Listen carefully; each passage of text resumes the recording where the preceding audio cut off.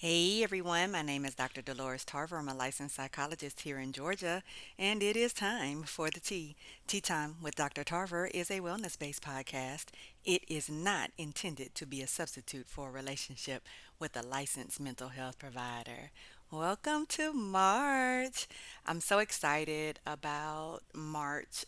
It is the beginning of days getting longer, more light. I always say the days get longer. The days are the same. We have more light during the day. That helps a lot of people with symptoms of depression and anxiety. It also puts people in spaces to get out, be more physically active. For us allergy sufferers, it means that we're going to be doubling up on our medication. So you might be on a allergy pill as well as a nasal spray. Go ahead, join the club. We had a lot of fun last month in our sacrifice series. I had four phenomenal guests. If you did not tune into that series, I definitely encourage you to do so. Check out those episodes. I don't think I could pick a favorite because they're all just so great that I would say watch them all. But each one has a different message that it was focused on. So take some time and allow yourself to have some wellness over this weekend and catch up. This month, we are going to be starting a different series. So, March is Women's History Month, and I really want to focus on the phenomenal characteristics of women that are often associated with effective leadership. I'm calling it the Wise Women series, and it's influenced by the values and experiences, education, the courage, the intentionality, the reflection, and the faith of women. Each week, I'll be addressing a different topic. I think they're all kind of interweaved with faith, but they will be hope, accountability, kindness, and justice. So today, I'm going to get into hope, and I was listening. So if you have not listened to Brene Brown, I've mentioned her before. Her podcasts are incredibly inspiring, but they're also, as my pastor, former pastor used to say, for such a time as this. I know we're overwhelmed and we're concerned and we're worried and we're heavy, and sometimes you just need a place to go to be able to feel like everything's going to be okay, even if you don't understand just how. She's a very inspiring woman. She has a lot of social activist roots, and she's always going to give you some knowledge, wisdom. She loves a good quote, too. So you're always going to get some good stuff from her. So I was actually listening to one of her older episodes when she was interviewing Kamala Harris, which was very striking to me for a lot of different reasons. But one was because of how much then Vice President Harris stated that has come to fruition. So when I talk about wise women as leaders, that's what I'm talking about. But in this series of hope, one of the things that they were talking about in the podcast were some of the characteristics of good leaders. And I started thinking that would be an amazing topic. And I also want to highlight Rosa Parks. So last month we were meeting with our young ladies in the mentorship group. And whenever I am facilitating, when we do our raffles, I always, when their numbers get called, they have to come up, they have to answer a trivia question. I'm gonna make you work for it. You still gotta get whatever the raffle prize was, but you're gonna work for it. And you can also get help from your girls, your whoever's there to support you. We always support them. But we were telling them that Rosa Parks was not the first woman who refused to give up her seat. But I do want to highlight Rosa Parks. Um, a she has an origin story coming out of Tuskegee, Alabama. But she's one of those women that when you talk about how you expect, um, or you don't expect rather, big things to come out of small packages. So Rosa Parks, she grew up, she was sickly. She had chronic tonsillitis. She had to get her tonsils removed. That had her bedridden. Then she ended up having some blindness as a result of it. So she really went through a lot as a kid. When her parents separated, she ended up going to her maternal grandmother's grandparents' farm, and she learned how to do chores on the farm and cook and sew. Her mother educated her at home during those early years because her mom was a teacher. But even when she went to school, she talked about not having the resources that they needed in the classrooms. And then during that place of integration, dealing with a lot of bullying and racism. Her grandfather would be in the community, having to kind of keep watch and being vigilant with his rifle because the Klan was very active then, and would come through. You know how they do, burn businesses, burn farms down. So he was a very active man, activist, and her mother an educator. And so she grew up with these strong roots. She ended up getting married, joining the NAACP, going on to really be an advocate. And like me, I think that's why I like her story so much. She does not like a bully, and so did her very best to ensure that she inspired and encouraged other people to stand up. So as I thought about who hope represented to me, it was her. Starting out in those years, being very sickly, going through blindness, I can imagine as a child how scary that must have been, to then be resilient and understand that she had a purpose far greater than maybe she was able to see at the time. So let's talk about why hope is such an important construct. So there is a psychologist, Charles Snyder, and I think his work is some of the oldest work on hope theory. And he talks about there are three components of hope. There are goals, there are pathways thinking, and there are agency thinking. So I'm going to just give you a little bit of information about those. Now, when we think of hope, we're like, goals, how does goals fit into hope? But what are goals other than our desires? Things that we want to see happen, things we hope for, right? They can be short term, they can be long term, they can be things just as like, I just want to get through the day without falling asleep. I want to be able to get my bed made up this morning. I want to get some showers in every day for people that are struggling with their hygiene. So they don't have to be huge things. They can be very small things, but they allow us to be able to then expand to thinking that things are possible.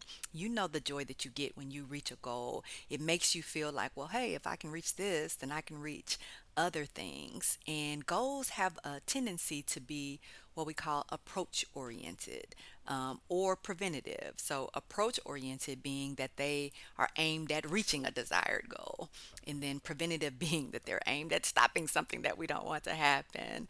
The last time I got a ticket, I got a super speeder ticket. And when I tell you a deterrent for driving fast, but what goals do is they allow us to be able to be mindful about what it is we want to achieve. And also, it speaks to the identity of who we are, our ability to be able to achieve things. To have that hope means that I have to believe that things are possible. And as we're in this Lent season, I know a lot of us are looking at some of our goals, thinking about what have some of our patterns been and what of those patterns would we like to change and see be different. And goals allow us to have that direction. They give us that purpose. They allow us to have that foundation for which we can be intentional.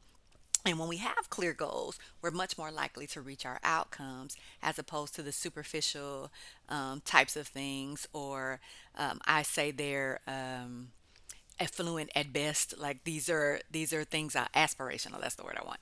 Aspirational at best. So we'll say I need to get my life together, but that's so vague. What does that even mean? And so the next year rolls around and I haven't gotten my life together because I didn't even have any real practical goals. So that's why goals is an important component of having hope, because I have to understand what it is that I'm moving toward.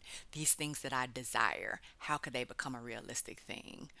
The second one I mentioned was the pathways thinking. And that might be a term you haven't heard before, but it's definitely something that you do. You're just not aware that it was called pathways thinking. And what it does is it allows us to have alternative pathways, if you will.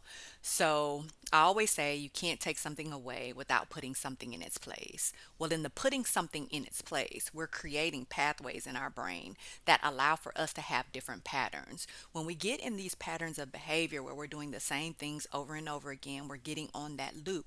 Oftentimes, we're reinforcing that loop with our self talk. So that could be negative self talk about, I can't do it, I'm not going to be able to succeed at this, I constantly start, stop things, I've tried and I fail. Every time I get to a certain point, then I don't move any further. In the same way that negative thinking creates pathways, positive self-talk can create pathways as well. And those positive self-talk behaviors are the ones that actually build the pathways to you reaching your goals. So you see how they're connected. And oftentimes we're reinforcing the behaviors that we say we don't want to see. So, I talk a lot about the shopping behaviors, right? For those of us that have shopping addictions, when we get upset or sad or lonely or bored, or we feel trapped, then we're looking for this outlet, this dopamine hit, this connection, this excitement that often comes through shopping. So, whether it's getting that great deal or getting that unique piece or getting something that we maybe have wanted for a good while, it hits that dopamine for us, and then we begin to there's that pathway created in order for me to have a positive experience, a joyful experience, some pleasure. I associate it with the shopping. I can, in the same ways, find other ways to be able to address emotionally what's going on with me, and also that allows me to be able to reach my goals, because oftentimes for those of us that struggle with a shopping addiction, there are some financial goals that we're not meeting as a result of that. As Dr. Cook talked about in a last episode of the sacrifice series, sometimes two things cannot exist at the same time. I cannot both want to be a good steward of my resources and continue the excessive shopping behaviors, right? So I got to choose a team. My daily devotion today was about that Jesus is not Build a Bear, so not build a Jesus. So I can't create this cushy, soft version of Jesus that doesn't hold me accountable. Yeah, that thing hit me too. Let it sit with you. But what we want to do is create strategies that will allow us to be able to achieve our goals. And as we're creating those pathways, we're altering the ways that we think about things. There may be multiple things that are occurring on these new pathways of thinking. It may be that you have a variety of strategies. It may be that you create alternatives, right? So a lot of us struggle when things change. So I can't control that I did all of this planning and then something happened that was unexpected and just threw everything off. And I have a hard time adapting or adjusting to that. As you're thinking about these pathways, then you want to create not 5,000 contingency plans, but when things don't work out and emotionally I start feeling overwhelmed, how am I going to manage that? Who's going to be my team to assist me when I'm trying to break a relationship with someone? And I know that I have talked to them daily, multiple times a day, and so they're my go to. What's going to be my replacement for that? It might be a team approach. There might be multiple people. Hey, let's get out. Somebody that we might just talk about other things. We don't have to talk about that person. Someone who may hold you accountable and reinforce, like, hey, remember you made this decision for these reasons. Remember this stuff about that partner. And that way, when we hit a roadblock, when we hit a barrier, as you inevitably will, as you're trying to reach your goals, you can persist through. You can be resilient over whatever the obstacles are. And that actually reinforces hope, right? Because if I'm able to accomplish something different, if I'm able to break that pattern, if I'm able to break that cycle, if I'm able to create different ways of looking at evaluating and experiencing things, that allows me to become more flexible, allows me to be more adaptable, and it allows me to be able to ultimately reach those goals. And then what does that do? Increase the hope that I can. The third one that Snyder talks about is agency thinking. Agency is really just our belief in our ability to be able to complete things, to initiate things, to see things through, to be able to sustain behaviors over a period of time. It is an old school self efficacy, if you will. So, my self competency, my belief in my ability to do things, as opposed to other people having to affirm or validate for me that I can do it. Some may look at it as motivation. Some may look at it as stick with itness, your ability to be able to hang in there and do the things that are tough and that are hard because you know ultimately they are going to lead you to this path of the goals that you want to have. It could be your self talk, it could be your mantras, it could be your affirmations. It is. I was looking at a cute video of a teacher, and she was interviewing her little kindergartners for jobs. And so she asked them, "So what are you going to do when it gets hard?" And some of them said, "I'm going to keep trying." And others said, "Oh, I'm going to quit." Right? So that's a small example of what is going to happen when I reach these obstacles. What's going to keep me going? What's going to sustain me? For those of us who have ever been on that start stop cycle, it could be with exercise, it could be with saving, it could be with you launching a business. What's going to keep me going when I hit a wall? What's going to keep me going when I get a no? What's going to keep me going when someone says, "Hey, we'd love to fund that, but you're not in a position for us to be able to take that kind of risk on you just yet. There are some things you need to do first." Right? So, what's going to allow me to not say, "Well, forget it, never mind," and say, "Okay, well, let me do the work that you said I need to do in order for me to be there so I can get this endeavor funded." It is that we always talk about that sometimes we're extrinsically motivated, right? So that there's some outside something that reinforces us, some reward that keeps us going. But to be intrinsically motivated means even when you don't want to do it, you continue to persist, right? You make the right decision because it's the right thing to do, not because someone's watching you. And that's what agency really reflects is your value system, your conviction, how you see yourself as a resilient person, as a hopeful person, as a person who is a self starter. We hear that a good bit that I'm going to take the steps, I'm going to rise up to meet the challenge when it comes because the challenge is coming. And so, as you can see, if you look at goals and pathways and agency, they work together in Snyder's Hope theory, but they also work together because they're not singular things. Sometimes we have to have a collaborative approach that works together to help shift us in a different direction. And sometimes we can over rely on one strategy. We can over rely on one thing, which is why when it doesn't work out, then we're back to starting over again or stopping altogether because we weren't able to run the course. When you're looking at the capacity for hope, there has to be some tenets that anchor you because there's going to be times when it looks bleak, when you don't feel very hopeful, when you might feel overwhelmed, when you might feel helpless, when you might feel that you're inadequate, that you don't have the strength, the endurance to be able to continue. But as you have these anchors in your goals, your pathways, and your agency, you recognize that I might have to get some additional support. I might have to look at how I'm approaching this and revamp it. I may have to get some assistance from someone who has more expertise in this area. I might need to get a mentor. I might need to look at some of my habits that aren't conducive to me reaching this goal and find some alternative behaviors. But you believe that you're capable of doing it. And once you believe that you're capable of doing it, as we always say, whatever you believe is going to affect how you behave. Then you can see the pathway. The pathway is your hope. But if you don't have that pathway, then your ability to have hope could not grow and foster a productive environment. So, what ends up happening is that when I don't have hope, I tend to be less positive. I tend to have more negative self talk. I tend to have more negative emotions. And that sets me up for this failure, right? And I get on this pattern. However, if I have high hope, then tend to have more joy. I tend to have more optimism. I tend to be able to bounce back more easily from negative things. And again, that doesn't mean that when setbacks occur, it's not going to disappoint you, it's not going to hurt your feelings.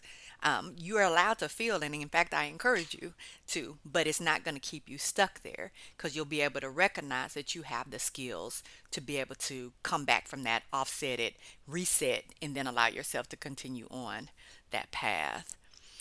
Now, there is a author, Allison Carmen. She's the author of the Book of Maybe. I like that title. But anyway, she talks about 10 principles of hope, and she outlines them in this way: that hope is something that comes from within. In order for you to be able to have hope, to sustain hope, to be able to persist, then you have to recognize that there's not going to be outside influences that are going to allow you to be able to maintain it. You may see some inspiration from outside people, but that actual resilience, the thing that's going to keep you with that stick with itness, actually has to be cultivated within you. So you've got to grow, work, and build on that, whether that's reading scriptures or listening to podcasts or reading books. But you've got to do that intentional work to be able to create that hope within you, not be waiting on someone to come and give you hope. Your hope is unique to you, right? So, this is why it is important for you to cultivate it and grow it, because no one else is going to be able to tell you what you should hope for, whether it's realistic for you to hope for it. That's your journey. And your journey is going to be unique to you. So some people are going to tell you not to have hope in something because that's not their journey, that's not their path, that's not their calling, which is also why it's really important for us not to rely on other people to affirm and invalidate who we are and who we're called to be. Hope is one of those things that grows when you are not certain. So for a lot of us, and this is what the seasoned saints say about God. God only operates for you when you've exhausted everything and you have surrendered. Because other times you're going to think it's you and you're going to keep on doing it and your ego is going to get in there. But oh, when you broke down, when you have tried everything you know to try and you are defeated, that's when oftentimes you can hear God, because you've been so depleted. Now you're not in the way interfering. The same is true about hope. Hope is what thrives when we're uncertain. Oftentimes we think, oh, well, that's when I should throw in the towel. I should give up at this point. I don't know how this thing might turn out. Oh, give hope a chance. It means that you're embracing the possibilities. That's the good thing about things not being certain. That means they can change. Hope is also a strength, and I think a lot of times people will say that hope is fairy tale, it's aspiration, it's not realistic. Hope absolutely is a force of resiliency. When you don't know how things are going to turn out, when you're scared, and we know anxiety can be incredibly paralyzing, and your negative thoughts are loud on speaker nonstop, putting in that good work, not taking days off, bringing friends to work that don't even are not even hired by the company. When you can still have hope in that, then that's when you truly recognize the strength of hope. Hope is also something that propels us to act. Oftentimes, we are stuck in positions of not moving, stagnation, complacency, comfort. When you have hope and you believe that something is possible, it allows you to take a step. It doesn't have to be a big step. It doesn't have to be that, hey, the next step is going to be the thing that solidifies everything I've ever believed in. But hope can keep you moving, even in those times when you're not certain what's next. But what it allows you to recognize is, I know this is not it. I have hope and understanding that this place I'm in is not where I'm supposed to be. I may not know where I'm going to end up, but I know I'm not supposed to be here. So let me just move. Hope allows us to be able to think differently. Sometimes we're so rigid in how we think about things. We're so dogmatic. We're sometimes cautious in our thinking. And we've been around people who have encouraged us to be cautious and actually fearful in our thinking. And so we want to stay in these safe spaces where we think we'll be protected. But hope allows you to see that there are safe spaces all around you. And when you hold on to hope, you allow yourself to see things that you might not have seen if you're looking from that closed perspective, you can see opportunities and solutions and pathways, and alliances and collaborations and dreams. And so it is important for us to understand that expanding our mind is the blessing of hope versus us being closed. Because I will tell you, when the seasoned saints say a closed mouth doesn't get fed, a closed mind doesn't either. Hope makes our right now more manageable, right? So sometimes you are going to be in grieving. Sometimes you're going to be in sadness. Sometimes you're going to be in frustration. Sometimes you're going to be in pain. But hope allows you to find the small joys. It allows you to be in the present space. It allows you to navigate the challenges that are going to come along with life, with the openness of heart, so you don't feel so hardened when things happen. Sometimes we can beat ourselves up so bad and feel like, oh, what must I have done to deserve this? And clearly I'm being punished. Hope allows you to realize that even in the difficulties, or maybe even more so because of these difficulties, I have the hope to come on the other side, because I need to go through these challenges in order for me to be there. Now, what I do want people to understand, that hope is not this blind optimism. It is not poly. Um, I keep saying polyamorous. That is not the word that I'm looking for. Um, it is not this refusing to accept that challenges come. It is Pollyannish. It is not us refusing to acknowledge that there are absolutely challenges that are going to happen and not dealing with reality. What hope is acknowledging that things are going in the way that they're going. Looking around you right now, you might be feeling a wee bit hopeless, but you also recognize the possibility of change. That as we are in this midterm season of electing new people to be in positions, that they may have different ideas and different views, that there may be healing that can occur, that there are new beginnings that are out there for us, that we have the potential to be able to be in better spaces than we are now. And hope, just like any other thing, has to be practiced. It has to be cultivated. It has to mature. It has to grow. Oftentimes we allow ourselves to feed the negative self-talk and the criticism. Hope allows you to be able to shift your perspective and remind you of your resilience, but you have to be able to practice it in order for you to perceive it in that way. And I will also end by telling you that hope is our future.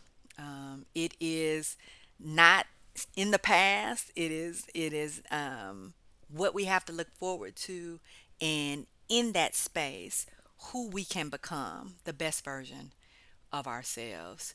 If you're wondering how to increase that hope, set those goals. Reflect on the small things that you've accomplished. Visualize how you see yourself in this place that you're trying to grow to. Ensure that you got the right team working for you.